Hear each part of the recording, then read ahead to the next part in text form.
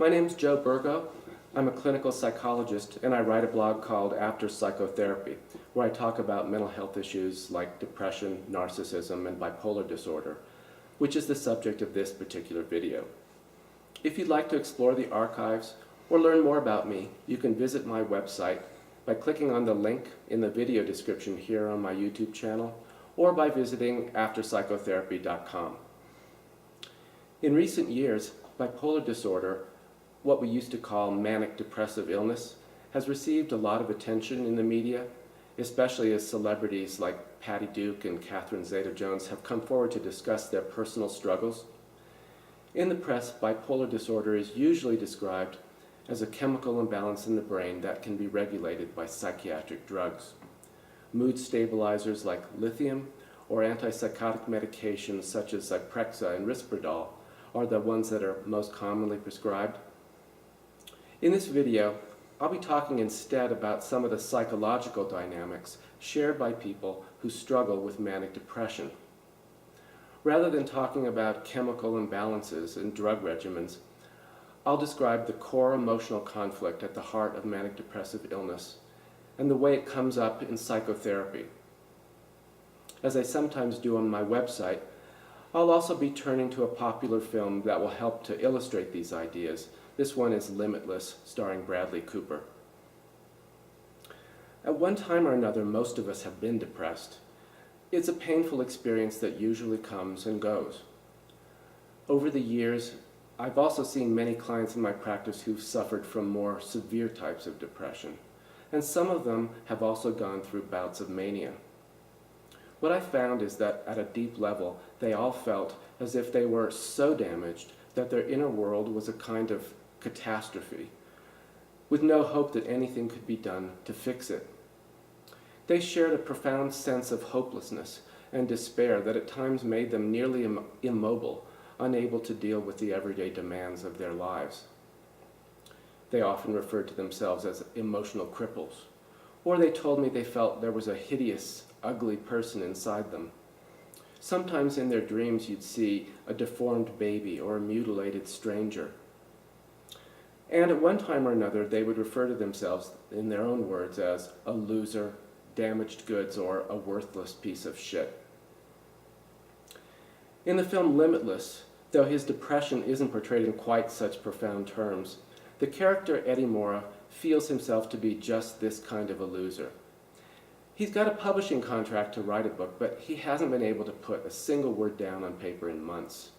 He physically neglects himself and his apartment, he smokes and drinks way too much, and he watches a lot of mindless TV. And then when his girlfriend dumps him and gives back the keys to his apartment, he doesn't even blame her.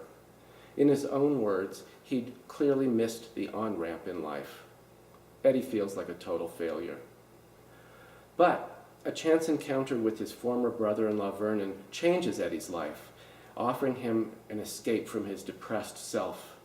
Vernon gives Eddie a pill that allows him to access 100% of his mind, not 20% like the rest of us. Suddenly, Eddie becomes a completely different person. In manic style, he cleans his apartment, he gets a haircut, starts to work out at the gym, and finishes his novel in just 4 days. It's as if a kind of magic has occurred. No longer a depressed, unmotivated loser, Eddie has become a brilliant winner, capable of achieving anything he sets his mind to, with a life of limitless possibilities. With some of my depressed clients, when they shifted from that profound depression into mania, a similar kind of magic seemed to have occurred. One day a client might come in so depressed they were practically mute, and then the next they'd be giddy, talkative, and full of optimism. A sudden industriousness might come over them, and they'd begin to tackle each and every item on their to-do list. They were going to do everything, change everything. They'd conquer the world. When they were in this frame of mind, I often had the feeling that they were keeping me at a kind of emotional distance. And if I questioned this new enthusiasm or tried to remind them of that recent depression, they could easily turn against me and the therapy. You probably recognize this dynamic. It's the high-low functioning that's the hallmark of bipolar disorder. Either everything is hopelessly damaged, beyond redemption, or life is just amazing. I believe a similar kind of dynamic occurs in many people who would never receive a diagnosis as serious as bipolar disorder or even major depression. People who are occasionally depressed like many of us. The change isn't so dramatic and extreme, but often when the depression begins to lift, it can feel as if a kind of magical cure has taken place.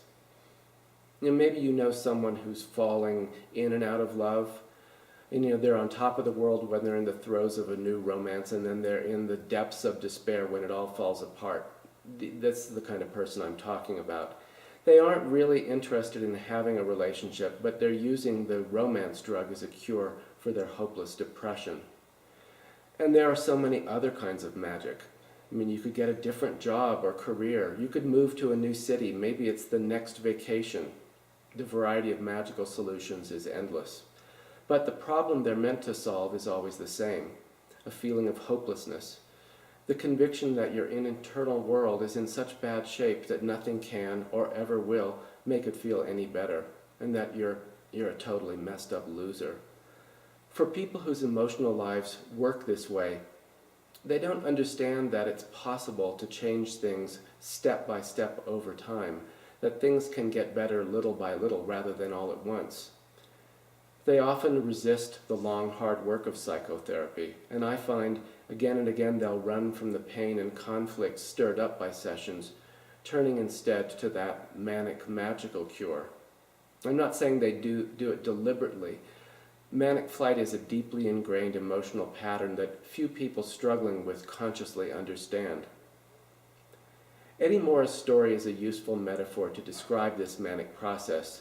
When he spreads his wings and takes flight, what Eddie sheds is that damaged, crippled self. And at least as far as this fictional movie goes, he permanently becomes a new ideal self, just as all of those who struggle with manic depression long to do. In real life, and especially in psychotherapy, the only way we can make an actual difference in how we feel is to face the internal damage and work through the profound shame that goes along with it. Now, shame is a topic I discuss a lot on my website. In my experience, deep shame seems to go along with a lot of different emotional difficulties. But that's a subject for a different video. I'm Joe Burgo. Thanks for watching. Until next time.